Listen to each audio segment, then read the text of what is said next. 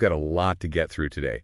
The sources we've been looking at are, well, they're telling a very consistent and frankly a very concerning story. They really are. The main headline for this deep dive is that the conflict in Ukraine has completely pivoted. We're just not in that static positional warfare phase anymore. No, not at all.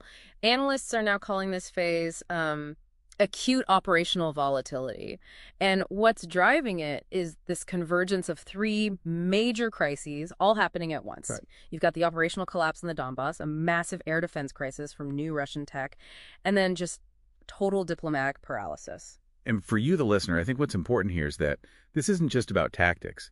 The entire calculus of strategic risk has fundamentally changed. It has. Okay, so let's start on the ground, the Donbass. We're looking at what some are calling the strategic catastrophe of the fortress belt.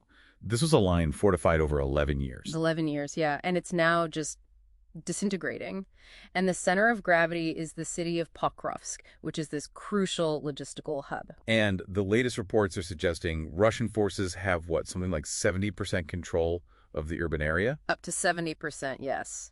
And critically, the tactics have shifted. They've moved away from those big, sort of predictable, thunder-run, mechanized pushes. So what are they doing instead? It's what the sources are calling blob tactics. Essentially, tiny, autonomous infantry squads. Maybe 4 to 7 people. That's small. That's small.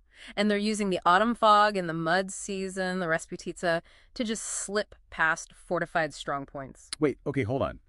Small autonomous squads. That sounds like a huge logistical risk.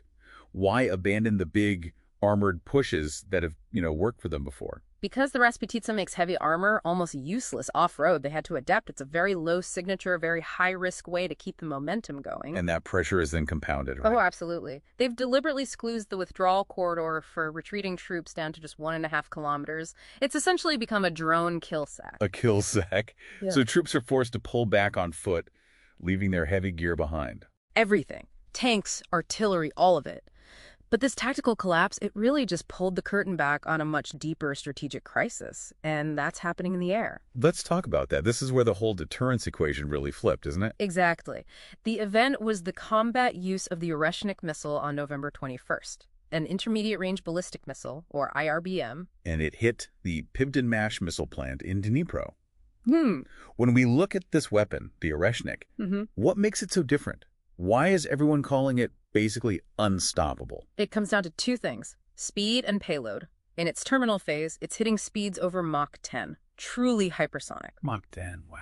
And it uses a MIRV payload, a multiple independent reentry vehicle. So break that down. That means it splits apart. Right. It deploys 6 separate warheads, and they don't even use explosives in the traditional sense. They use kinetic submunitions. So it's less about a huge explosion and more about just overwhelming force from multiple points at once. Pure physics. Precisely. It just smashes through everything. And it completely bypasses and overwhelms existing air defenses. And the numbers on that are staggering. They are. The latest analysis shows the interception rate for the Western-supplied Patriot system against these new and upgraded Russian ballistic missiles like the Oreshnik or modernized Kinzhals has plummeted. From what to what? From a workable 42% down to a dismal 6%. 6%. That's effectively zero. If you're a commander, that means you have no real defense for your key logistical hubs anymore. And that just accelerates the collapse we're seeing on the ground. This military pressure has, of course, been matched by diplomatic failure.